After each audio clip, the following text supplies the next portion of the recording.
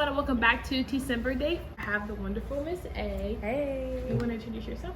Yeah, I'm Miss A. I'm the first grade math, science, and social studies teacher. Whoop whoop. Yes. Yeah.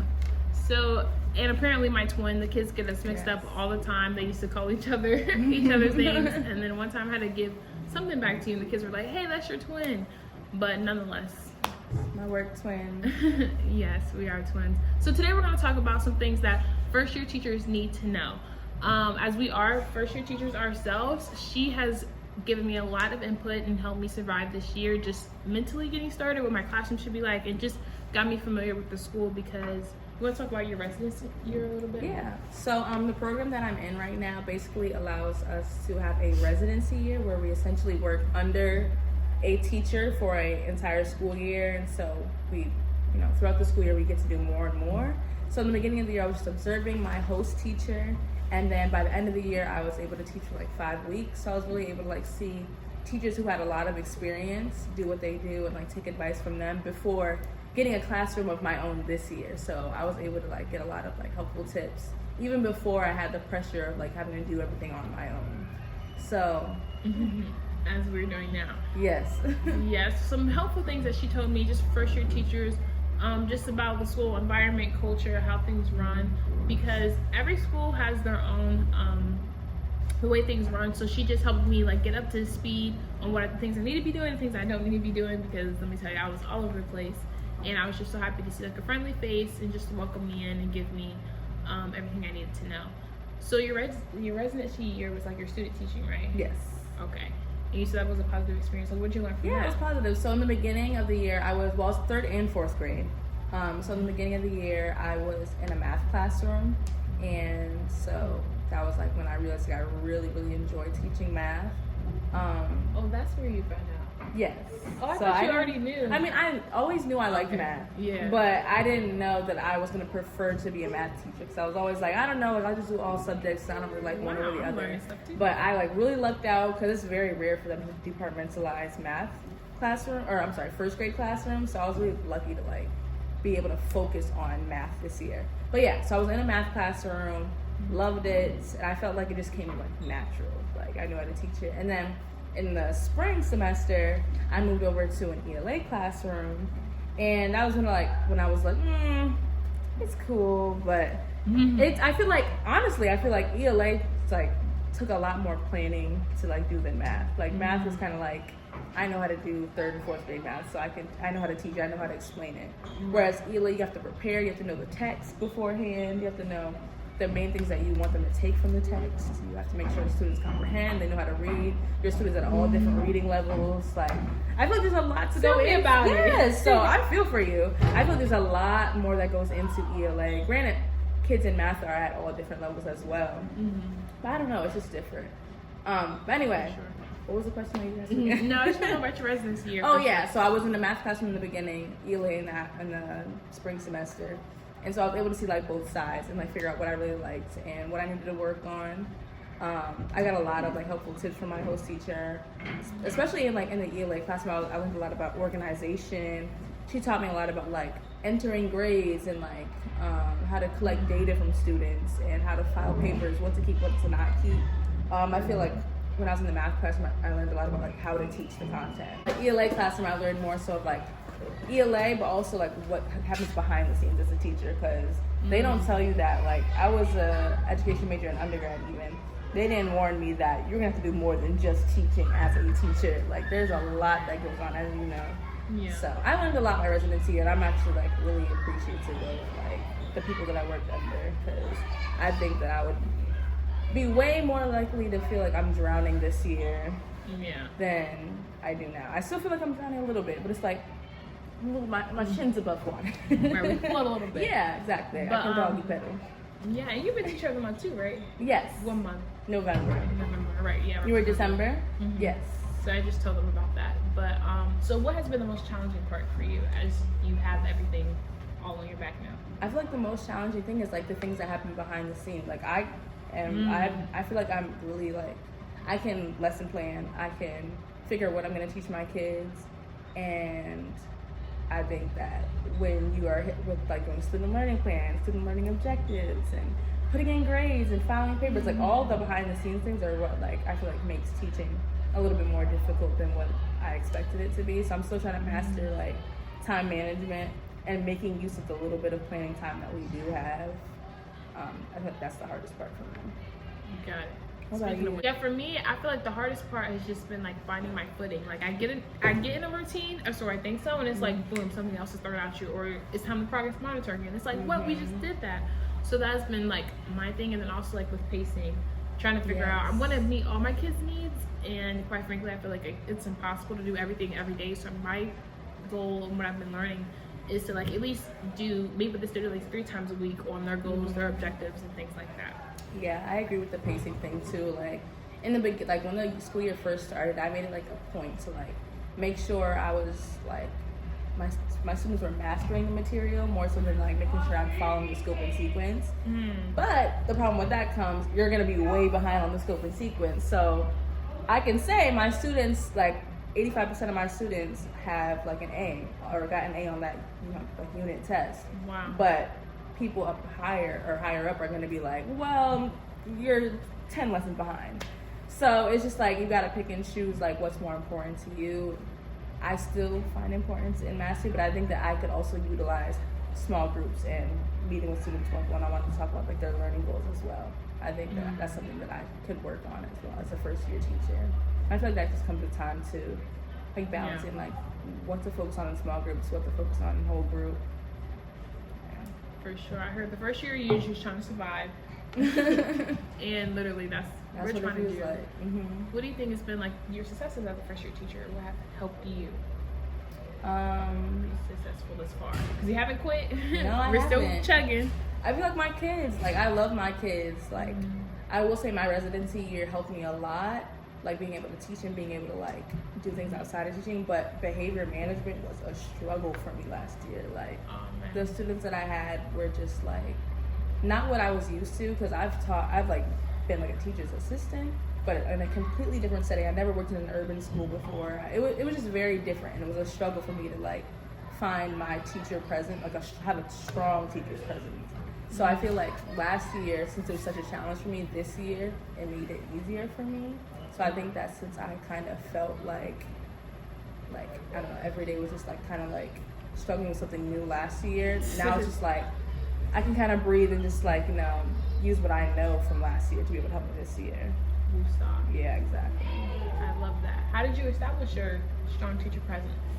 Because they know when Miss A comes, it's like tighten up. So how did you do that? I feel like in the beginning, I feel like a lot of veteran teachers say like, oh, don't smile in the beginning. I feel like I definitely smiled in the beginning, but also I set boundaries. So like, I was still like, okay, well, these are the rules. I'm not going to tolerate this. And I was very consistent with like my consequences. So like, it wasn't like picking and choosing when to like give a consequence. All right, guys, so we had to do a brief intermission, but we're back. And I was asking Ms. A, how do you establish your teacher presence as a first year teacher in the classroom? So I create a lot of boundaries, and I try to stay consistent. So like when I say boundaries, I mean like I try to make sure that the students find my class enjoyable and find like my presence enjoyable, but also not seem like more of a friend than like authority figure? Authoritative figure. Yeah, like I want to make sure like they realize like, okay, like I am their teacher and they're here to learn. But also, like, it doesn't have to always be, like, super, like, strict. We're always working. Like, I want them to have fun as well. And then also, like, making class rules very, like, consistent. So, like, we have a poster with class rules on the wall. We review those all the time. They sign the contract so that they know, like, they're going to be held accountable for their actions. And if they break the rules, they know what those consequences will be. So, like, if a student, like, breaks one of the rules, I'm not gonna be like, oh, like, you know, like this student's typically a good student, so I'm not gonna give them a consequence. Like, no, no matter what, they get that consequence, and they understand why they get that consequence, and if they don't, we'll talk about it. And so I think that when students are held accountable for their actions, and when they feel comfortable in the classroom, but they also know like what I expect of them, then like it works out. I love that. Thanks for answering that. We're gonna switch gears a little bit and talk about curriculum, lesson planning, all that as a new teacher. I think that one thing that's helped me a lot this year as far as like lesson planning and curriculum is utilizing teacher websites, teacher paid teachers, especially like you can find like a lot of like teacher slides for the curriculum that you're teaching. You can find resources or worksheets on different websites. I can't think of them off the top of my head. I could probably send them to you if you want to like add them. Yeah, but a lot of different like resources for that. A lot of manipulatives I use.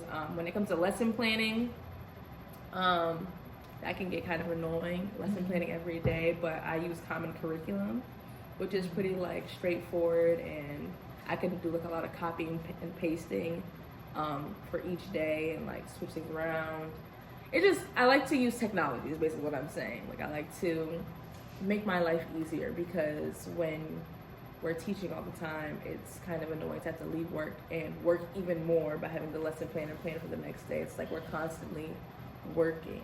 So making my life easier is just finding resources that other teachers have put out there for us. For sure, and that's why I like to call you guys my teammates, because we do collaborate, and whether a teacher has most likely already taught this before, so to do it the most efficient way possible to get that curriculum and material across to your students, like why not? You know, like you said, make our life easier. Resources. Another thing that you use in your classroom is, what is that bell thing? The bell? Yeah, like on your computer for like noise level and stuff. Oh yeah. I don't even know the name of it off the top of my head. That's what I was trying to think. Literally, like there's a website where you can put like whatever background you want, and there's like a noise monitor, and it tells the students, like shows them like how loud they're getting, and it'll make like a bell sound if students are getting too loud, and then you can put like a timer for students to see how much time they need to be working quietly as well. That's been working for you though? Yeah.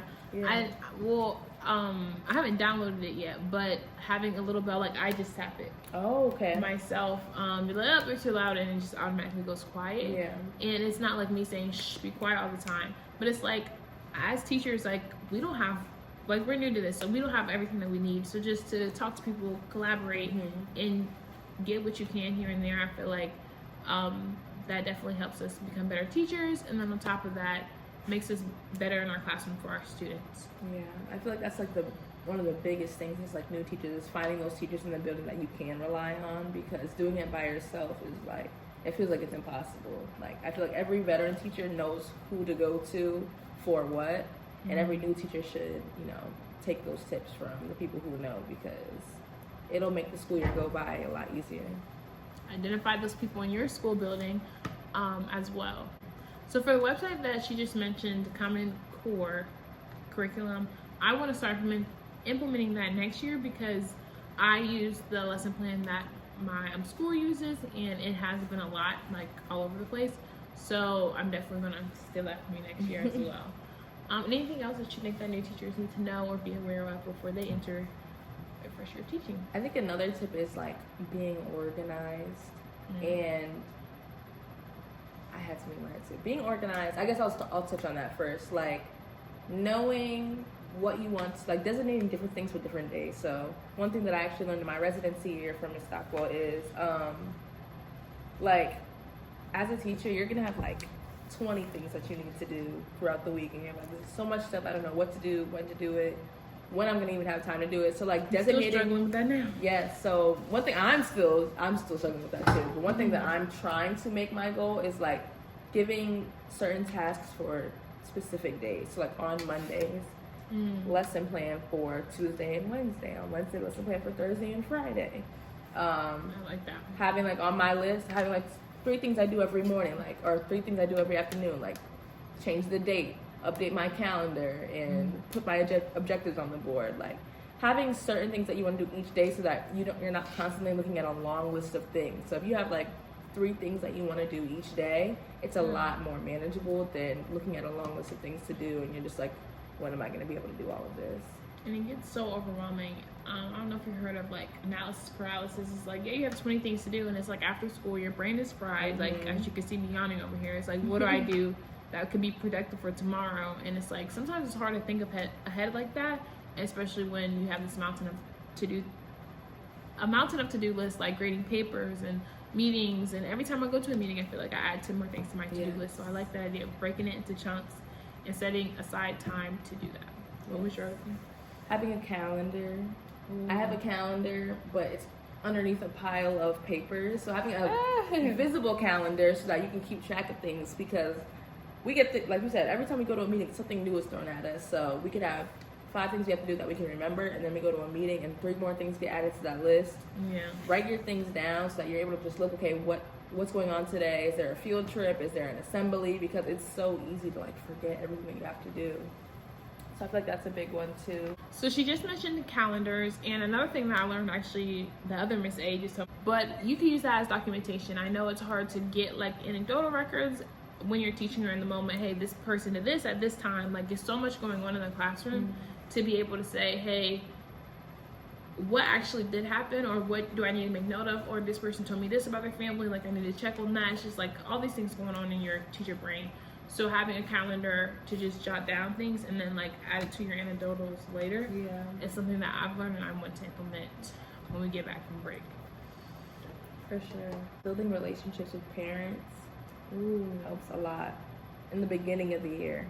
And talking to parents, either like if you see them at dismissal, or even if like you want to shoot them a quick message on like Class Dojo or whatever app a school uses, or texting them, telling them something good in the beginning of the year, so that once that school year like starts progressing and the student gets a little comfortable and they might like start misbehaving, you have that relationship with the parent already for them to like you know, straighten their student up. For sure. I think that over the summer when I taught summer school, I had a lot of the students that I have now, so I had that relationship with parents over the summer.